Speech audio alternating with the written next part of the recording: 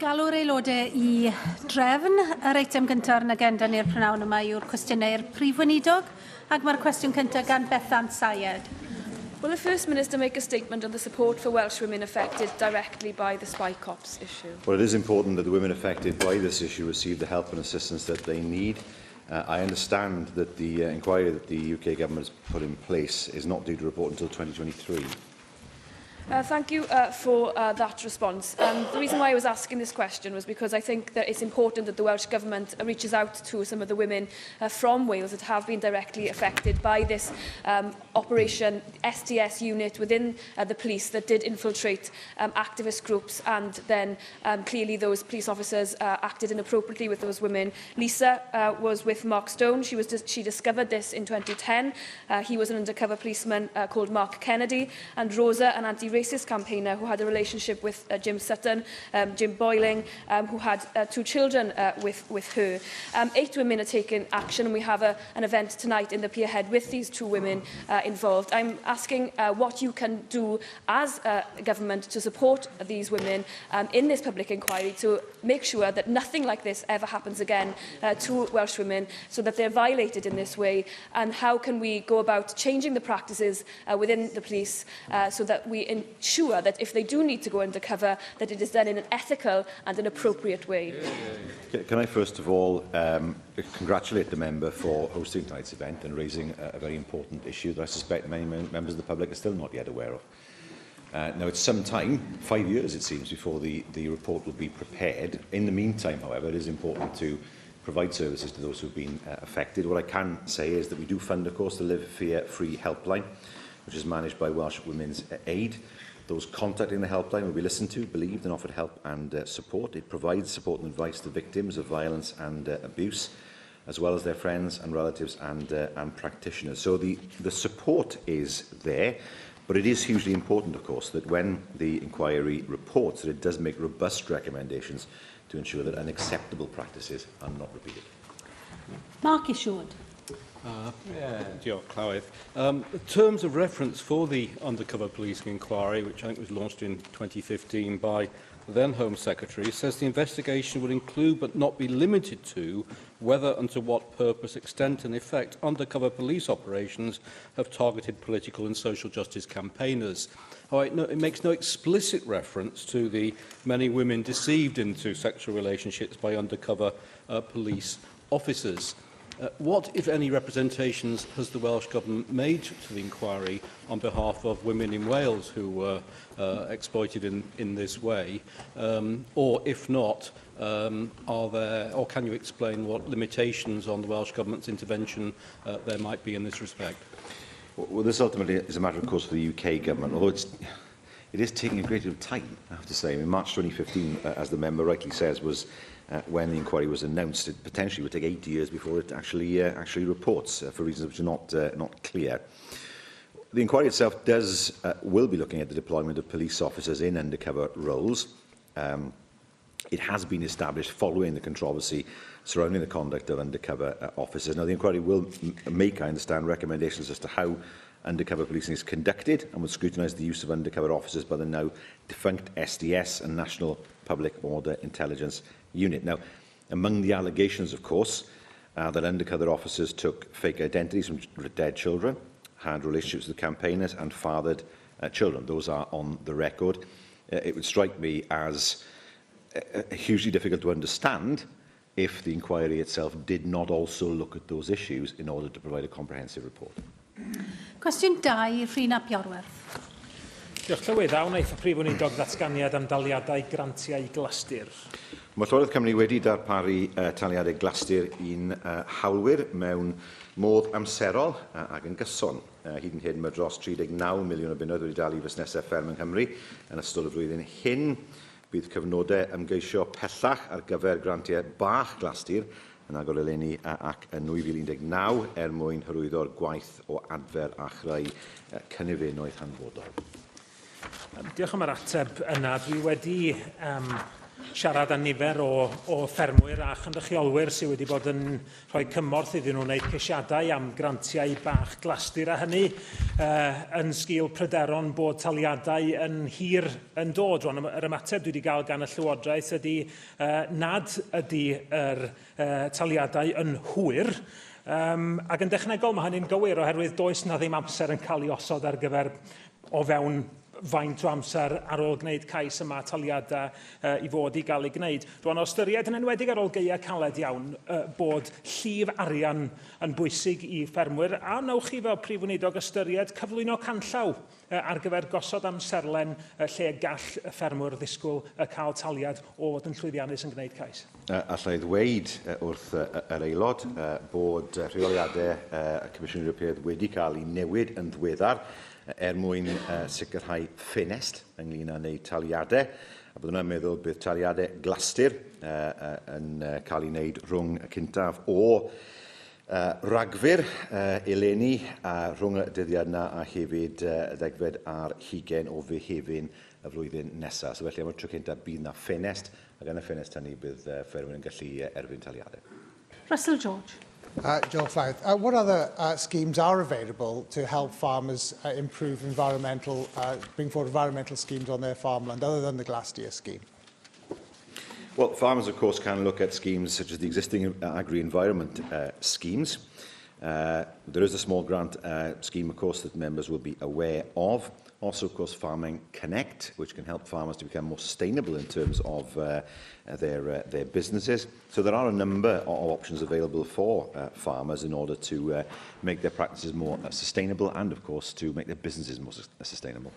Cwestiynau nawr gan arweinwyr y pleidi. Arweinydd Plaid Cymru, Leanne Wood. Yesterday, your Labour government backed Westminster's multi-billion-pound investment in a polluting new runway in the southeast of England. Do you stand by that decision, considering on the same day Westminster cancelled a clean, green, renewable energy project in Swansea? I'm not responsible for the way votes go in Westminster, as I've said many, many times, but I do share her very great concern, that's probably an understatement, with the failure to go ahead with the Swansea Bay tidal lagoon. It is a huge disappointment for the Swansea Bay area. And it's a disappointment that's shared, in fairness, by Conservatives as well in this chamber. They've expressed that great concern. It's a shame the UK government didn't look at this in a far more rounded way. The fact that the project would have lasted a century, the fact that it would have created jobs, not just in the short term, but potentially in the long term as well. It would have created a technology we could have exported around the world. Now others will steal a march on us. It is hugely important that the UK government doesn't give the impression, which it has done now, that nuclear and offshore wind seem to be the only options for energy generation in the future. We have, around the coast of Wales, particularly but not exclusively in the Bristol Channel, one of the highest tidal reaches in the world. The fact that it's not being harnessed is a sign that the UK government sees Britain as being a boring and backward place and not one that's bold and bright and wants to go forward developing new technology. It's a huge shame for so many people in Swansea Bay and beyond.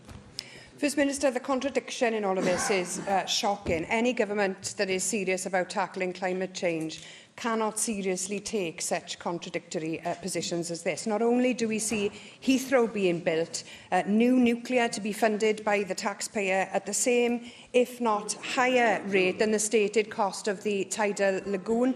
Now, First Minister, I acknowledge that the Welsh Government has made an offer of financial support for the tidal lagoon, but that wasn't enough. Now we need action and not offers. The window of opportunity is small, but I believe that the Swansea Tidal Lagoon project can still be saved. So will you now keep hope alive by honouring Labour's manifesto commitment to set up a national, publicly owned energy company to take over and progress this project? I mean, on a day when people in different parties have been united in their expressing their concern at the UK government's decision, Plaid Cymru start moving the blame elsewhere. I mean, there is a fair question, and that is, well, what plans do you have for the future? And that's a fair question. But today, what I have to say is that Wales has been let down by a decision of the UK government in London. That's what's happened.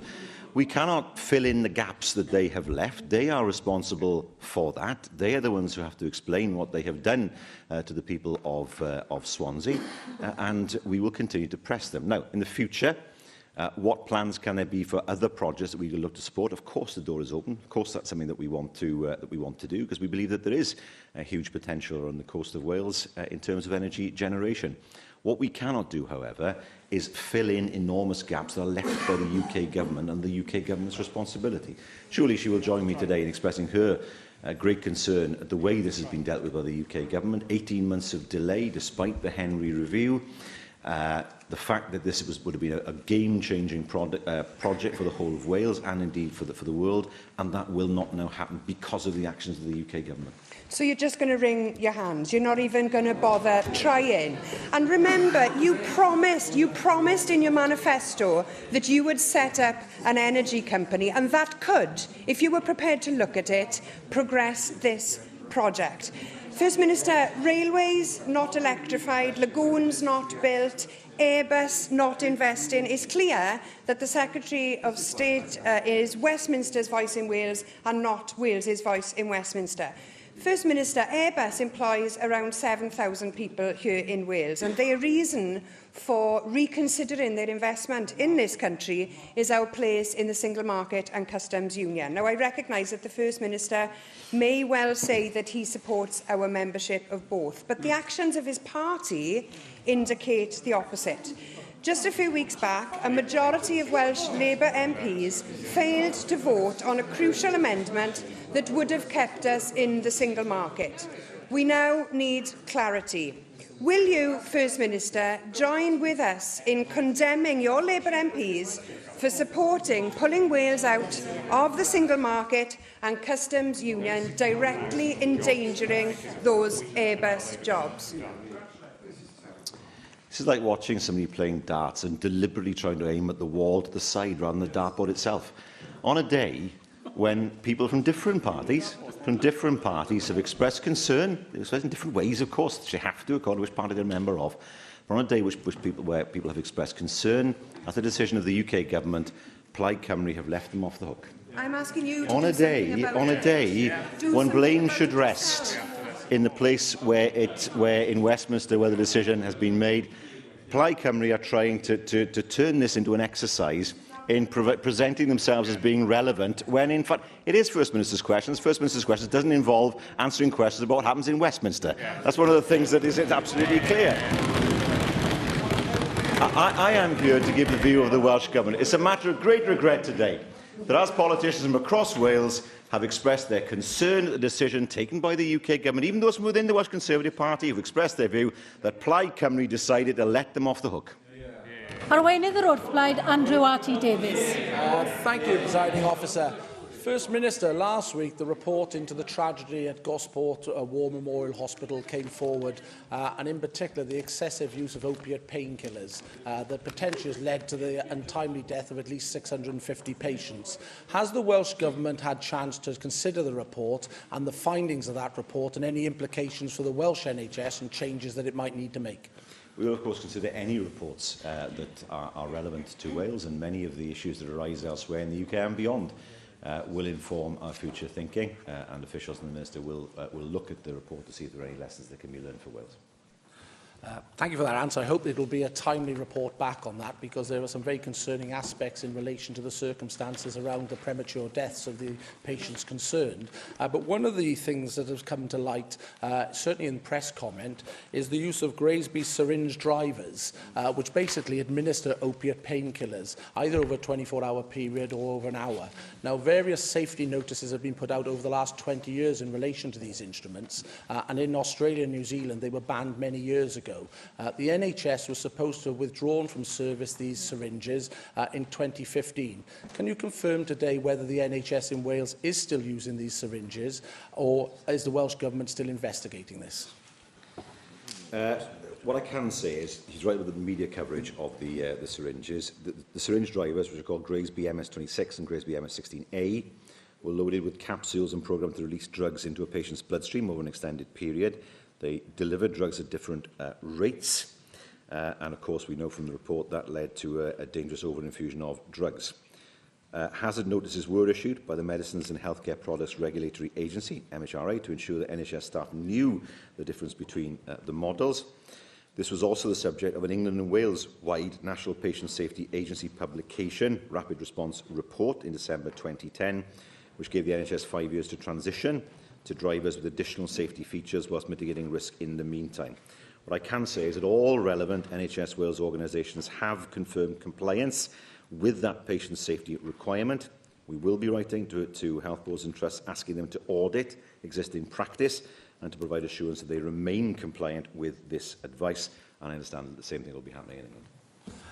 I'm grateful for that very detailed response, because the reports over the weekend would cause a huge amount of distress to families of bereaved relatives that might suspect some wrongdoing or some faulty equipment that might have caused an untimely death.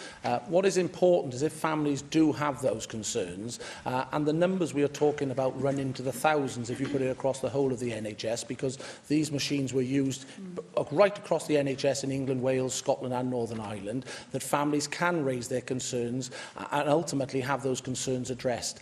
What actions will the Welsh Government be doing to work with health boards so that families who do have those concerns, bear in mind you have confirmed that the Welsh NHS is compliant with the directive that ruled out their use up till 2015, but families will have concerns that need addressing, so how can families go about having those concerns addressed? Well, if anybody has a concern, of course, they can raise that concern directly with the health board or with their constituency or their AM or indeed with the health minister. There's an outlet to do that. We're not aware of any concerns, but obviously it is right that there is an audit to make sure that the compliance is still there in the way that we would want. And that is the way we will seek to give assurance to both patients and their families across the NHS.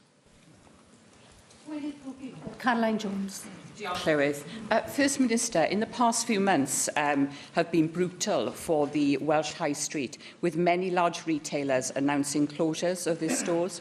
Mothercare is closing 50 stores across the UK, including its Newport branch. New Look is closing 60 stores, including its stores in Cardiff, Monmouth, Rhyl and Pontypool. Carphone Warehouse announced nearly 100 store closures across the country, and other retail giants like M&S are announcing closures and planning closures as well. And in the last week, we had the devastating news that one of the High Street's most iconic names, House of Fraser, was closing its stores in Cardiff and Cwmbran. So we've seen many high street brands disappear in recent times, and thousands of jobs have been lost. So, First Minister, the UK government are not appearing to address this issue, and some are calling this hell on the high street. So please can you tell me what your government, the Welsh Government, is planning to do to help halt this decline? Well, retail is an important sector for us, so making it a priority. I'm not going to pretend that the challenges facing retail are easy, because they're not. There are many people who shop online. There are many people who go into a shop and then shop online, not shopping in the shop itself. And there are some challenges there. Where does the answer lie, I suspect? It's ensuring that our town centres are more mixed, making sure that more people live in town centres, and also ensuring that there are more offices. I know from my experience in Bridgend, there's a lack of office space. And there's too much retail space. And what we need is to get the balance right, so that there's more good quality office space, creating then the footfall during the day for the shops that are there. So it's a question, I think, of rethinking what our town centres should look like, not seeing them purely for retail, but a far better mix in terms of what they offer and people living there and people working there. First Minister, but over the weekend, retail experts outlined the scale of the problem facing Wales department stores following the announcement by the House of Fraser and the news of Chepstow's Herbert Lewis was to close. Howells has been on Cardiff's High Street since 1879 and will soon go the same way as David Morgan, which was the mainstay of Cardiff's retail experience for over 125 years. Herbert Lewis has been part of Chepstow's shopping experience for 140 years. The managing director of Newport's Wildings department store, which recently had to downsize, said the future was not good for traditional stores due to the rising costs and growth of online sales. So, First Minister, do you think it's time we took radical action, such as massively cutting business rates, in order to save Wales remaining retail icons? It would take more than that. I think one of the issues that does need to be dealt with is we need to make sure that online retailers are paying taxes properly. The reality is that if you are a shop, you are paying business rates, so you might be competing with somebody who's paying next to nothing because they're online. And there are issues there which only the UK government can resolve. There have been issues that have been that have risen many times over the past few years. But that's where the level playing field has to be established. Simply saying, well, because an online shop is based outside the UK or subject to a more favourable tax regime, it's never going to work for the high street, if I can put it that way, or even for the bigger chains, if they're competing against online retailers who just don't pay the same tax as they do. And that's where I think the focus has to be. Yeah. But we have to redress and look at the balance and have a level playing field. And unfortunately, according to Cardiff Metropolitan University's Business School, it is too late to save our traditional retailers. According to Chris Parry, Senior Lecturer in Accounting and Finance at Cardiff Met, the time to cut rents and rates was 2008, not 18. He said that the challenge for us is what do we do with our town centres and our high streets to look like that in 10 years' time? You know, what do we do with it? And that's something we need to urgently consider.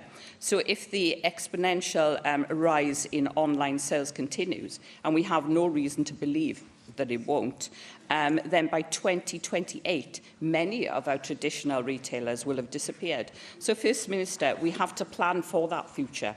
So Chris Parry said that if we sit and do nothing, our town centres may well be derelict wastelands in the next decade. So we have to avoid that at all costs.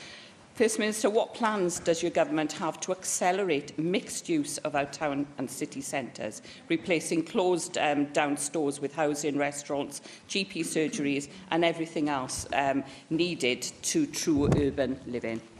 I agree, and it comes back to the point I made earlier on. We do need, and planning guidance has been changed to reflect this, we do need to make sure that our urban centres are more mixed. Some of them are not. People have tended not to live in town centres for some time. We know that there are some businesses who will do well because they don't have online competition. You can't, if you're a cafe, there is no online competition. If you're a barber or a hairdresser, there's no online competition. There are some shops who have specialised particularly strongly in some products. They also perhaps have an online shop as well, which helps them to sustain their business. Ultimately, of course, it's a question that the problem is that people aren't going through the doors as they used to. They're looking elsewhere. How do we look to resolve that? Well, making sure, I think, as well, that people are around in the day. One of the issues is, to my mind, that many town centres, shops are open between 9:30 and 5:30, when most people are not around, in reality. And it's a question of looking again about flexible opening hours so that shopping centres are open, particularly in town centres, when people are actually out of work and back from work and able to shop, rather than having a model, which is a model really that hasn't really existed for 30 or 40 years, where people would go in and shop during the course of the day because perhaps they weren't in employment, in paid employment. Well, those days have changed, and I think it's important as well that the challenges that exist for the retail sector are met with looking at, as well at how can they become more flexible in order to cater for the fact that life has changed for most of their customers. Question 3, Lee Waters. What analysis has the Welsh Government undertaken of the opportunities outlined in the Institute of Welsh Affairs case study, Swansea Bay City Region, a Renewable Energy Future? Well, can I welcome the recent report that IWORK produced under their Re-energising Wales project on the potential for the region. It will be extremely valuable for us and particularly for decision makers in the Swansea area in order to inform the direction of the city deal. Thank you, First Minister. Not content with cancelling green trains to Swansea and pulling the plug on subsidies for renewable energy, yesterday the Tory government pulled the plug on the tidal lagoon when their own former energy minister said it would be a no-regrets policy, and the Welsh Secretary had the brass neck to tour the TV studios and say the 30p annual subsidy was expensive when he's happy to subsidise Hinckley by £12 for every customer a year. So I think we should call out the hypocrisy of the Tories and the way they've led up investors up the garden path who are going to think twice about putting money into innovative technology again. But I think the message of the IW report is there's still a possibility for us to lead the way in Wales, and it's for us as the Welsh Government to be at the front of that. The case study set out in detail how Wales can meet 100% of its renewable energy demand by 2035, just from green technologies. The city region leaders are supportive. Will the First Minister make sure the Welsh Government gives its full-throated support to this effort to make sure we still can be leaders in this field? Yes, we've already done it, of course, in Pembrokeshire, particularly with projects that we've supported there. I think the problem is that the mood music created around the announcement today is that tidal energy is too expensive. That's the message that's been given. Now, that will apply wherever potential investors are looking at tidal energy projects. If I was a tidal investor now, I'd start thinking twice about investing in the UK, because the UK government haven't given any encouragement to tidal energy. It's a matter of great regret. What they have said is, well, nuclear is there, and offshore wind, not onshore, but offshore wind is something they want to pursue. The message is that tidal energy is not seen as important by the UK government, and I regret that very much. Bear in mind that all we were asking for was the same financial deal as was offered to Hinckley. No more than that. We're asking for special favours beyond that. If the contract for difference was there in the same way as it was for Hinckley, I believe the lagoon could have moved forward, but the UK government did not accept that. And that is something I know that it's a matter of regret, not just to members on this side of the House, but also to members in other parties as well. Susie Davis. Thank you very much. So it was my understanding that Ministers made it clear that the door was still open on tidal energy and future discussions on that. But let's talk about something that we can do something about more quickly, and that is rapid and fast electrical vehicle charging points. The same report mentioned that Wales is behind the rest of the UK in the number of charging points available, and suggested as a key action that increasing the number of charging points at major transport nodes, park and rides and tourist attractions. That should happen pretty quickly. Now, Swansea Bay City region, it's awash with these types of locations, and as the role of transport within the city deal area is something we're all talking about now, including local businesses. Can you tell me whether the money you've given for scoping out the South Wales West Metro includes perhaps increasing the number of electrical charging points in the Bay? And have you had any further conversations with Ford about whether they're considering electric car production within the South Wales West region? Sorry, I missed the last point. Oh, whether you've had any conversations with Ford about electric car production in South Wales West? Well, there have been discussions with Ford on a number of potential opportunities. To my mind, the battery production is where the future lies. The technology is not far away when batteries will become far better used. I suspect that in terms of the step change will come if the day comes when people are physically able to take a battery out of the car that is discharged and then able to put one in that has been charged. So there's no delay in terms of the charge. We're a long way from that point at the moment because the batteries are huge. In terms of charging points, Tesla, of course, have invested heavily in charging points, but the reality is that there are very few Teslas on the road. There are charging points available in, I think, almost every service station at the moment as well. A number of retailers, like IKEA, for example, have charging points as well in their shops, and it is possible there is an app available that gives you an idea of where all the charging points are. So we want to roll out charging points across Wales. We know how important that is, and that is something that will be a priority for us as a government. Di Lloyd. Diolch, Llywydd. The IWA report on the Swansea Bay region certainly sets out an exciting vision of the region's energy future. Taking ownership and control is a theme which runs throughout that report, as you know, and it clearly shows that the growth of renewable energy projects in Wales are still dependent, to a large extent, on Westminster. And yesterday certainly proved that point as regards the tidal lagoon decision. And in view of your earlier comments to Leanne Wood, we look forward to your full support tomorrow in the vote of no confidence in the Secretary of State for Wales. But notwithstanding, whilst the Wales Act does transfer some new powers to Wales for projects generating less than 350 megawatts, for example, do you now believe that Wales should, as Scotland has, have a greater influence over the strategy to develop offshore wind and marine energy technology, as well as setting subsidy levels and priorities for supporting community energy and energy efficiency schemes? Yes, but we still wouldn't control the market. That's the issue, the GB energy market. We need to have a government in London that sees renewable energy as important and is willing to make the investments in renewable energy that are going to be needed for the future. That is not the case at the moment. What we've seen over the years is solar panels having the subsidies removed, same for onshore wind, and now what we have is a situation where the UK government has limited itself to a small number of ways of generating energy. They need to be more expansive than that and be far bolder in terms of supporting projects like the tidal lagoon. Cwestiwn 4, Simon Thomas. Pa gam yma Llywodraeth Cymru i cymryd i gefnogi'r economi hydrogen?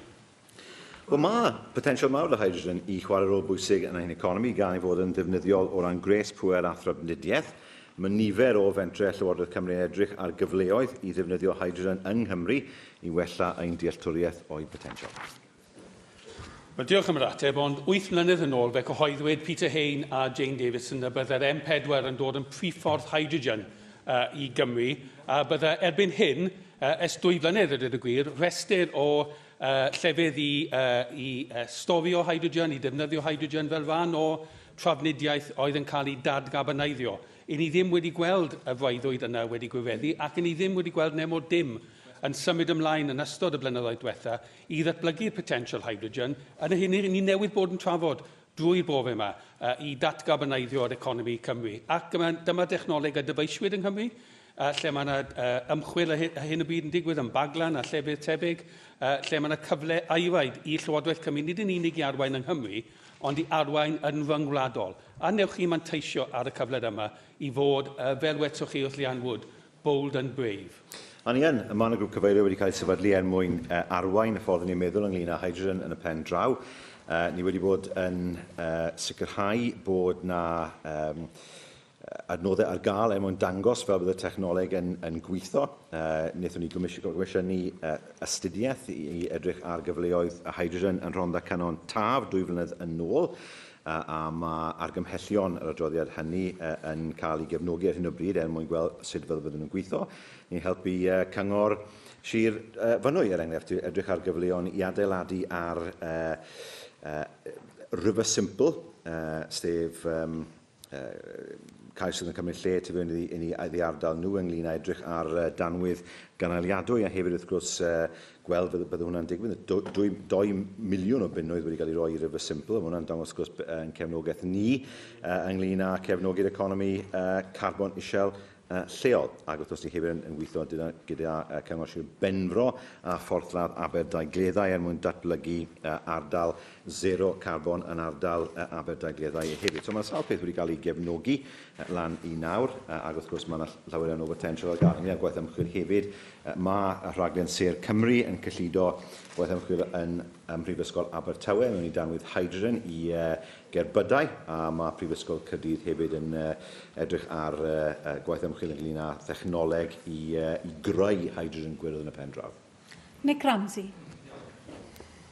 Mr Minister, there have been concerns expressed from some quarters that we may be putting all our eggs in the electric basket and the electrification basket in terms of rail and cars at the very point where some countries are moving fast towards a hydrogen economy. I suspect that over the medium term it will be a mixture of both that will provide the carbon reductions that we need. Will you undertake that you will look in the first instance for exploring the potential for hydrogen fuel on both freight and railways and buses? I think it was Simon Thomas who mentioned the M4 as a potential hydrogen highway.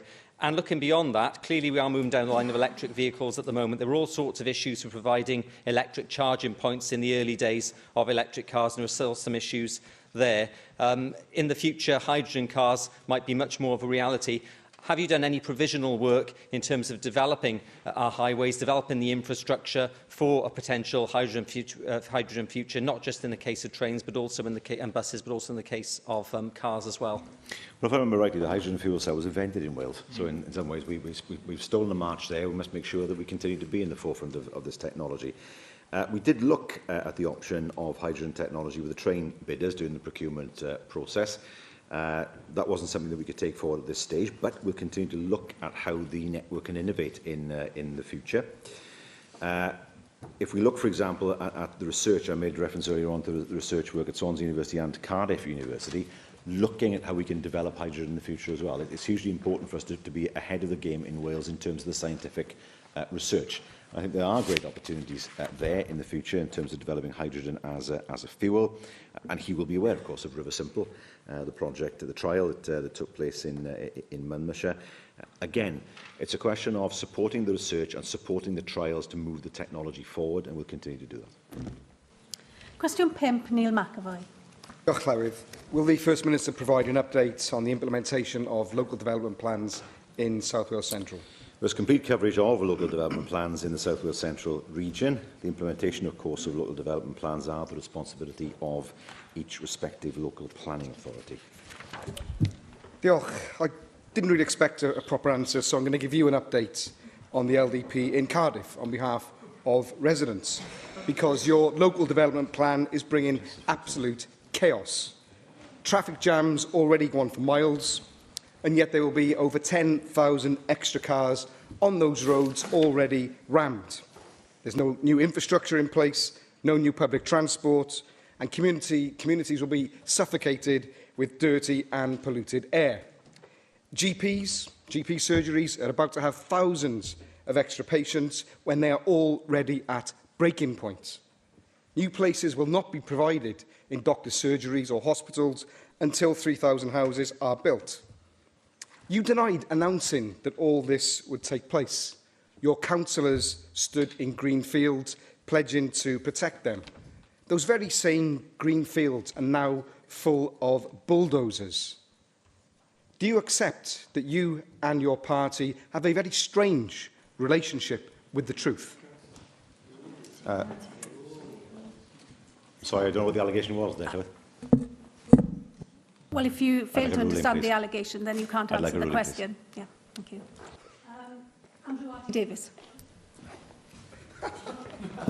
First Minister, in relation to developing LDPs, it is really important that obviously councils and local people's voices are heard in the process. There does appear in the current system to be a disconnect with the ability for local people to feel they're having influence in the development of LDPs. And I appreciate that's a responsibility for local authorities, but ultimately the Welsh Government signs those LDPs off. Where do you think real improvements can be made in the process so that local communities do not feel that they are excluded from the development of plans that are supposed to govern the development of their own communities?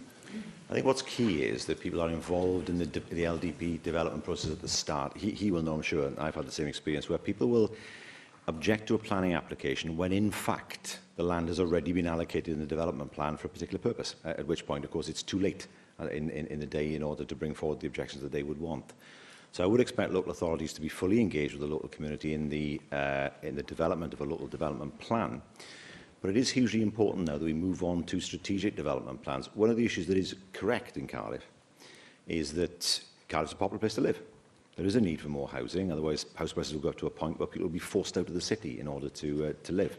There are real challenges in terms of infrastructure, that much is true, which is why it's hugely important that in the southeast of our country that we see the development of a strategic development plan that looks at a much larger area, rather than thinking that local authorities can only look at their own areas when it comes to setting out a development plan. It's not how the economy works, we know that, and that's where the next stage of planning must go.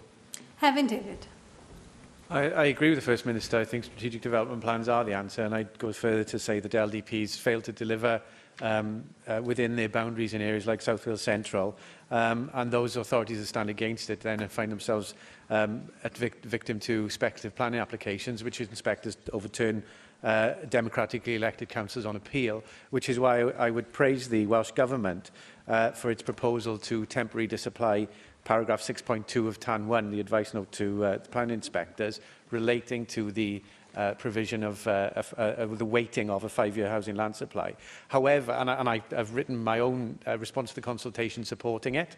However, I was disappointed to receive a letter recently from the Home Builders Federation, which went to other Assembly members, opposing the Welsh Government's plans. I feel that the Home Builders Federation are far too keen to support the cartel of large house builders and the planning system is stacked in their favour, and they deliver barely any affordable housing. I think the Home Builders Federation need to rethink their position. Would the First Minister agree that we need to look at how we develop small and medium-sized house builders who have far more focus on their local communities and the needs of the market? And will he stand firm against lobbying groups who have vested interests? It's hugely important that we have a planning system that works as effectively as it can. He's right to refer to the consultation that's taken place on the disapplication of paragraph 62 of TAN 1. We're considering the evidence of that now. But there is here a responsibility on local authorities as well, because it is important that local authorities agree governance arrangements to move on rapidly to progress the strategic development plan. The difficulty is, of course, that local authorities will look at producing a development plan for their own areas. The reality is people will live in their area and work somewhere else. If you look at my own constituency, many thousands of people work in Cardiff. I happen to live in Bridgend. To suggest that somehow you can have a development plan in Bridgend that's wholly separate to that of the Vale of Morgan or Cardiff really doesn't work, because in reality it's one large area. So it is important now. He will know the pressures, of course, in Caerphilly, as he's mentioned many, many times. It is hugely important now that local authorities do now get together, do decide who is going to take forward the strategic development plan in order to make sure that there's a greater distribution of people around the area. Otherwise, it's right to say that most of the development, I suspect, will fall on Cardiff, it will fall on southern Caerphilly, and we need to make sure that a strategic development plan is in place to make sure that there is not overdevelopment in some parts of South East Wales, when in fact there might be opportunities elsewhere. Cwestiwn 6, Dai Lloyd. Diolch yn fawr, Llywydd. Amraeth y Prif Weinidog amlinellu nifer y derbyniadau o ganlyniad i glefyd rhwystrol cronig yr ysgyfaint i adrannau damweiniau achosion bris rhwng 2016 a 2017. Mae Llywodraeth Cymru yn casglu data yn reolaidd ar nifer y derbyniadau adrannau damweiniau ac achosion bris sy'n ymwneud â chlefyd rhwystrol cronig yr ysgyfaint. Bynnag, mae gwybodaeth o gronfa ddata cyfnodau gofal cleifion Cymru yn dangos y cafwyd 5,044 o dderbyniadau yn 2015 a 4,768 o dderbyniadau yn 2016, gostyngiad felly o 55%. Diolch am hynna. Wrth gwrs, fel ydych chi wedi crybwyll, mae'r data yn dangos bod yna fwy o dderbyniadau a drannau damweiniau ac achosion bris nad sydd wedi bod yn hanesyddol, ac mae'n angen clir i sicrhau mynediad at wasanaethau adsefydlu cleifion yr ysgyfaint felly, ac hefyd i'w harall gyfeirio nhw a chefnogi cleifion i wneud ymarfer corff. Felly, beth mwy ydych chi fel Llywodraeth yn mynd i wneud i sicrhau bod gan gleifion ar draws Cymru fynediad at y triniaethau yma mwyn lleihau'r risg o'i cyflwr yn gwaethygu ac yn arwain â dderbyniadau diangen felly i adrannau damweiniau ac achosion bris. Y Doctor, gai dweud felly bod yna lwybr newydd yn cael ei ddatblygu ar hyn o bryd mwyn helpu bobl gyda COPD i ystyried gweithgareddau ynglyn ag ymarfer mwyn bod nhw'n gallu rheoli y cyflwr maen nhw'n ffindo hunain mewn. Mae hwnna'n meddwl, wrth gwrs, ystyried cyrsiau mwyn helpu bobl i gael yr ymarfer sydd eisiau nhw, bobl i ddysgu nhw sut i ymarfer hefyd, ac wrth gwrs i hybu nhw. Ynglyn â sicrhau bod nhw'n edrych ar ffyrdd newydd i ddelio gyda'r clwys sydd gyda nhw, yn lle bod nhw'n teimlo trwy'n so bod rhaid nhw felly i fynd i'r ysbyty. So dyna le fi'n credu mae'r gwaith i fynd. Angela Burns. Thank you, Presiding Officer. And of course, First Minister, I'm sure you'll agree, it's not just a new pathway we need, but people with the passion and commitment to deliver it in a really proactive way. Just recently, I made it my business to go and meet Louise Warmby, who was this year's Royal College of Nurse of the Year, because Louise has in Cwmtaf developed an excellent programme for dealing with people with COPD. It's gained a lot of traction within Cwmtaf, and she's very keen to obviously spread that best message out across all of Wales because it is innovative, it is kind to the patient, and it really brings people on board in a non-hectoring, lecturing way. What can you do as a government to ensure that these very small green shoots that pop up in the NHS full of great ideas do get that opportunity to grow and to spread that best practice so that everybody can benefit from the experience of a nurse such as Louise Warmby? You know, what I've found over the years is that quite often the best ideas come from one individual, an individual who might observe what's happening in their local area, shape that observation into a practical example that can help people, and it's hugely important that that practice is able to spread. I would expect health boards to look at innovative practices elsewhere in Wales. I will, however, ask the Health Secretary as well to write to you with his ideas as to how this might be taken forward. Cwestiwn 7, Mick Anthony. Will the First Minister make a statement on the Welsh Government's strategy to tackle problem gambling? Well, a cross-government group has been established to develop a strategic approach to reducing gambling-related harm across Wales. The group is currently considering the recommendations from the CMO's latest annual report and will coordinate existing action and identify new activity that might be required.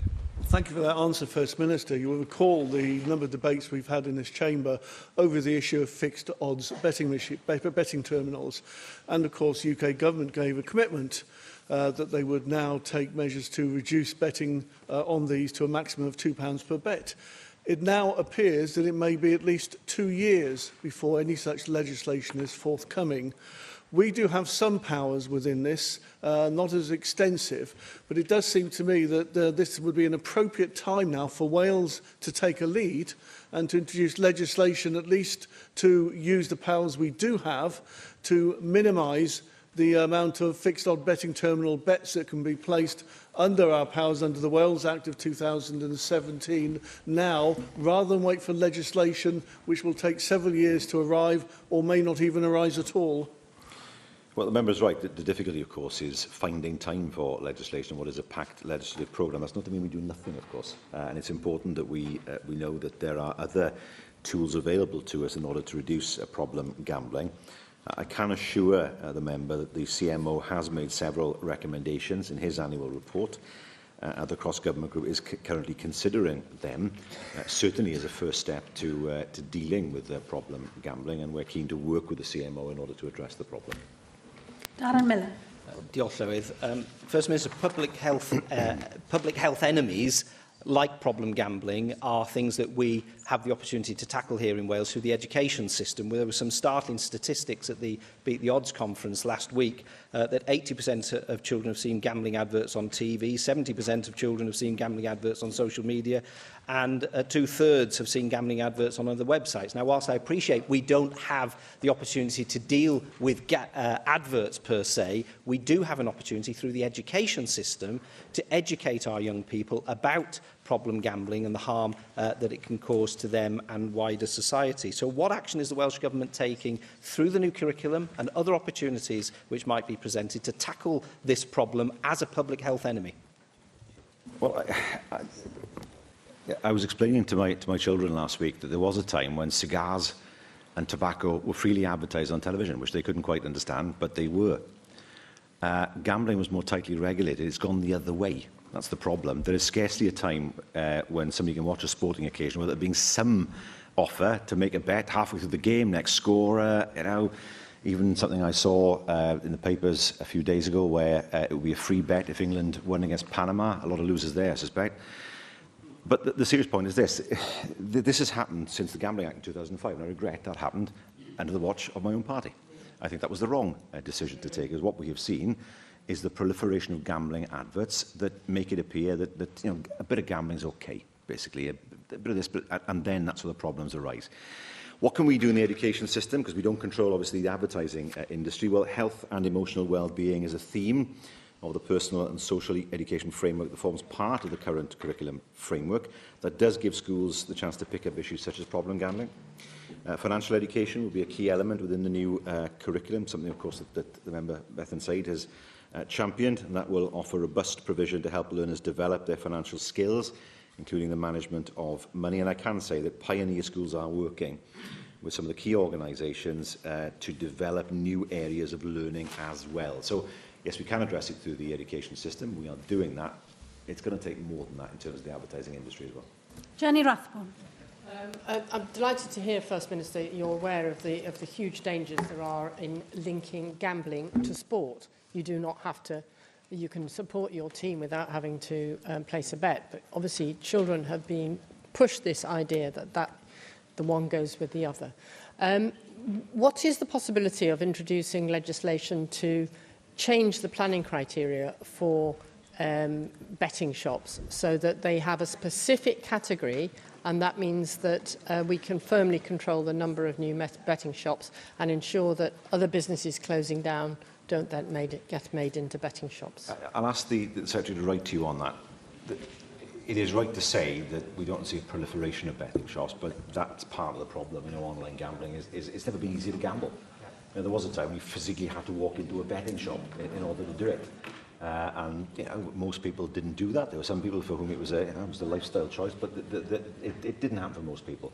Now, of course, because it's so easy to gamble, and because, for example, just to give some figures to members here, there were 152,000 adverts in 2006 related to gambling.